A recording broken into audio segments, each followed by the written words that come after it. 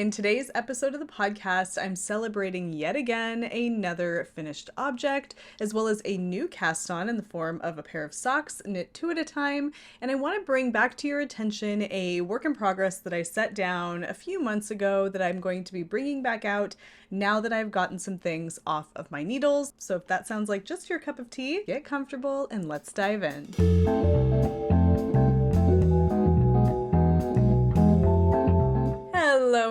Hello, and welcome to the Wool Needles Hands Knitting Podcast. My name is Taylor, and I will be your host. This is a podcast primarily about knitting, though occasionally I do get up to other fiber-related topics. I am coming to you from a smoky and stormy Henderson, Nevada, though it is also very hot outside.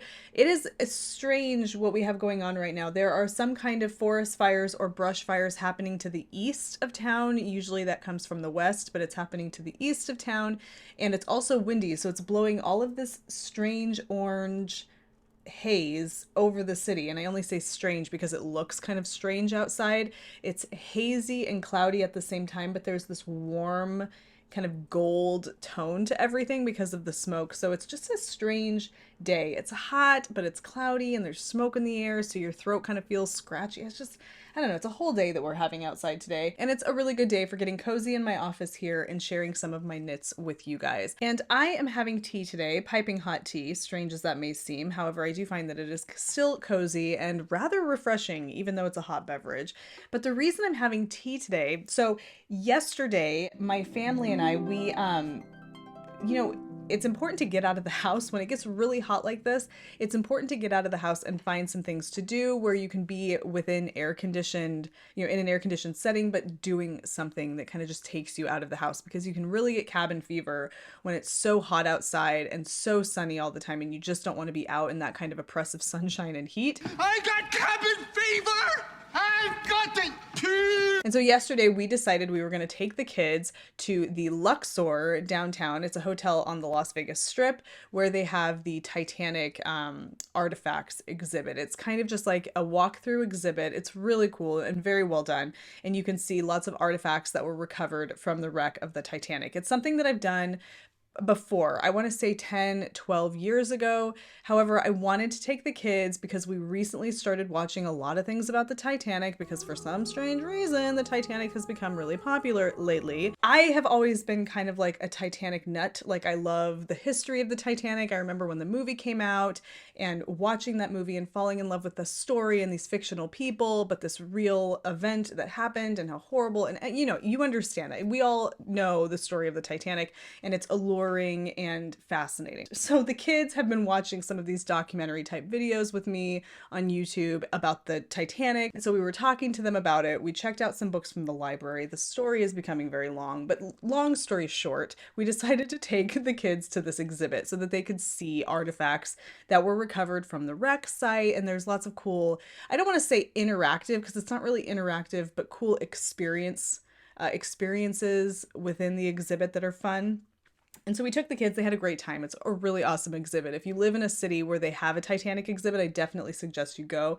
It's fascinating. I absolutely love history. I love artifacts. I love, I wish that I would love to go to a historical landmark. And I've been before, but I love going to them where they are, like, in situ, like going and seeing something where it was, as opposed to having it taken out and put in, an exhibit. But for some of us, that's the only way that we can access history, whatever. So it was great. I love that kind of thing.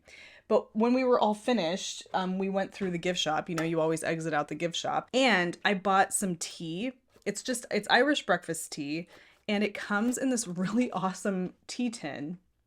And I love tea tins. I have them all over the house, various different styles. I don't have one out here. I have a few over there that have like pencils and paintbrushes in them. I really love a good tea tin. And so when I saw this one, I love the colors. So it's embossed. You can see that it has like the texture here.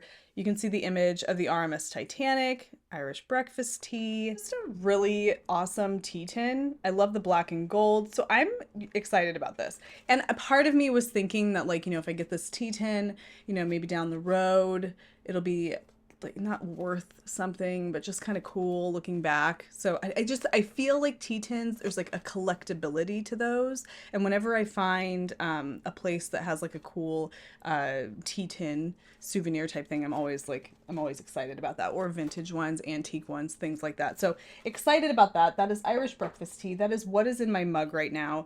This mug, by the way, you can pick up at the Wool Needles Hands merch shop.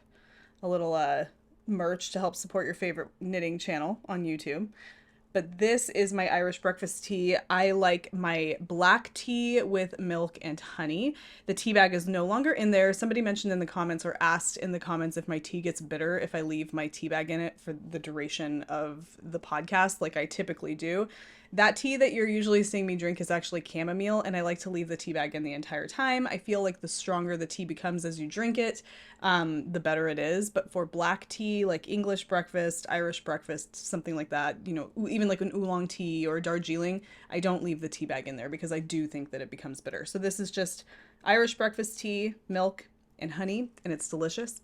It's my Titanic tea. So there you go. That's our whole story about what we did yesterday, because it's really great when you have those opportunities to get out of the house, get your kids involved in something, get them a little closer to history, and, you know, reap the rewards of all the fun little souvenirs you get to bring home afterwards. Okay, so I'm ready to share with you my projects. Now, before we get into my finished object, I want to share with you a new pair of socks I just cast on. Now, I knit my socks, well, I am a recent knitter of socks 2 at a time. I have a whole video where I share with you my thoughts on knitting socks 2 at a time. I will link to it. It'll pop up here somewhere, and I'll link to it at the end of the episode. Watch that if you have yet to try knitting socks 2 at a time. I'm not going to tell you it's the easiest, you know, complication-free way of knitting socks, because it's not. But all the little bits of complication, in my opinion, are so worth the trouble. So if you want to hear me talk more about that, follow the link wherever it is to that video. I think you'll enjoy it. But these are the socks that I casted on. I had mentioned in my last podcast episode, because I had just finished a pair of socks, I had mentioned wanting to cast on another pair of socks with a particular yarn. I had some yarn options. Well, this is Little Lionhead Knits yarn. And you guys, I cannot remember for the life of me what the colorway is off the top of my head, and the tags are out in my dye studio. Maybe they are. I'm gonna go get the tags. I want to make sure I can give you the colorway names. Just a second. Okay, I have the tag, but there's no like colorway name on here. I mean, it tells me the fiber content. So this is an 8515 superwash blueface Leicester and a 15% Donegal Nep, because they are a tweed yarn. It's fingering weight yarn, but the name of this sock set, so this is the label, the logo, Little Lionhead Knits. She has really cute colorways. But the name of the sock set is Totally Rad Ribbed Socks. And it was, I want to be really careful showing you the yarn because I'm doing these 2 at a time. I have 2 separate cakes that I made from the skein of yarn so that I have 2 separate ones for each sock. And then each of the little contrasting colors is separate as well. So you'll see, like, can you see? Yeah, there's the little contrast, the 2 for the sock's main color, and then this one here. And I don't really want to take them out, because when you knit socks 2 at a time, you have to be managing yarn, and you want to make your yarn, you want to make sure your yarn stays put. So there are 2 colors. There's this really lovely tweedy pink color, and then there's this bright poppy red color as the contrast. And this is what it looks like one more time so you can see it. I showed some options on the last episode of the podcast, and this is what I went with. It's speaking my language right now, or whatever. And I love it. So what I'm doing here, I just casted these on. I just started. And listen, when you cast on socks 2 at a time, it's complicated. It's not complicated. It's just because there's yarn management and needle management. If you have to use a long circular needle, and that gets complicated. So it takes a little bit of time. Once you get it casted on and you get the first 2 rounds done, it's off to the races. The complication is, in my opinion, gone. And then it's just enjoyable. It's the yarn management that will always kind of present itself as being a little complicated. You just have to pay attention to what you're doing. I love this project bag for that because it causes the yarn to be kind of situated in there side by side. It's a nice long project bag. This is a stop case. It's like a cosmetics like travel bag, and it's perfect for when you're knitting socks two at a time. So if you're a two at a time sock knitter and you want, a project bag that can hold the yarn and keep it situated so it's not bouncing all around, you need to get something elongated like this. I'll link to some options down in the description box of this video, but I definitely recommend this kind of format of a project bag for that. But what I'm doing here is, or what I did here to start is I casted on 64 stitches for each of the socks on a size 0 needle to give it a really nice kind of firm fabric for the ribbing. I'm doing a knit to purl to rib. I either go 20 rounds or 2.5 inches, whichever comes first, I guess you can say. And then I will move on to a size 1 needle and a stockinette stitch leg. And I plan on knitting the legs much longer this time than I typically do. Otherwise, I have a lot of yarn left over and I really don't want that. I'd like to use as much of that as I can. This is where folks will tell you the virtue of toe-up sock knitting is, because if you're knitting a sock toe up, you don't have to worry so much about having a certain amount of yarn, because whenever you run out of yarn, you just stop knitting the socks, you put your cuff in and you're done.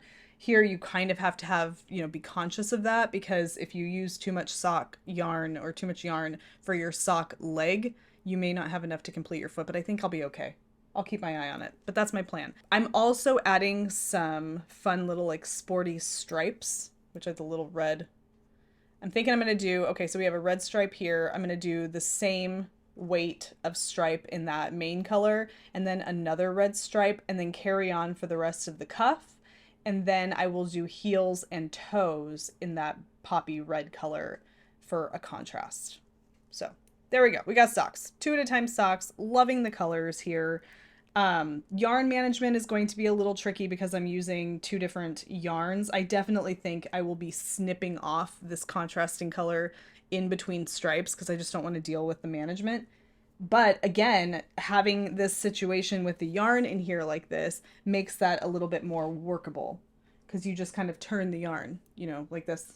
You turn your project. So you knit and then you turn it this way. And then if you turn it this way, then you want to make sure you go back the same direction. So that way you're not just continuing to twist the yarn. Okay, there's lots of videos on 2 at a time sock knitting. In fact, Denise from Earth Tones Girl has a fantastic like online video course on 2 at a time sock knitting. Definitely check it out. She also has the shadow wrap heel that so many of you have recommended I try, and I think I'm going to be using Denise's shadow wrap heel for these socks because I hear you. I know I need to try that. I'm always looking for a really nice, easy, kind of no fuss sock heel. I love a heel flapping gusset. I tend to feel like they're fussy. I don't know if they're any more fussy than anything else, but something just makes me feel that way. So I would love to try her shadow wrap heel and see if it's something that I like. But those are my 2 at a time socks, and I'm excited to have another pair of socks on the needles. Okay, so this is a project I have not worked on in quite some time. And the reason I'm bringing it out right now is because I plan on bringing my hook back out and getting it going. I would like to finish this. I want to finish this because I want to move on. I want to have this done. I want to have it. I want the kids to be able to use it because I think that's going to be a blanket that they enjoy using. I just want it done. This is my Sundance Throw by Mama in a Stitch, which is Jessica Potaz. And I'm showing it to you just to kind of remind you where we're at, because now that I'm going to be working on it again, we're going to get like another baseline kind of frame of reference. So here it is. This is called the Sundance Throw. I'll pop pictures up so you can kind of see what it looks like in all its glory. It's really beautiful. It's just a ripple stitch, not ripple stitch, that ripple motif, granny stripe essentially. It's crochet, and you can see kind of how the striping looks. That ripply situation going on. It's a ton of fun to work on. It's super simple if you're into, I'm not a crocheter. That's not my main craft. I'm actually, in terms of what I'm able to do with crochet, it is very limited. Granny stripes, granny squares is kind of the extent. I could absolutely learn to do more. I just haven't put my mind to it yet. So I've you know, it's easy. If you want to just give yourself, you know, an afternoon, sit down and practice some granny stripes or a granny square, you absolutely can learn. It's not difficult beyond just the normal learning curve of anything new. But I love this. It's relatively easy to do in a casual kind of setting. It's hard for me to watch like a show very intently while I'm doing this because I have to look down the whole time. But it's really relaxing and soothing if I'm just listening to something or listening to a show, or I'm sitting with my husband while he's watching something, whatever. It's just really cozy and I love it. So I want to get this going again for that, you know, the experience and the process, but also because I want to get it finished. I have other plans for other blankets and other projects that I want to focus on, and I want to start getting some things off the needles and off the hook, I guess you can say. This is being knit in Lion Brand Mandala yarn, which is a 100% acrylic yarn. You can pick it up at Michael's or Joann. It is this kind of a gradient yarn. It's a lot of fun. There's great colors in there.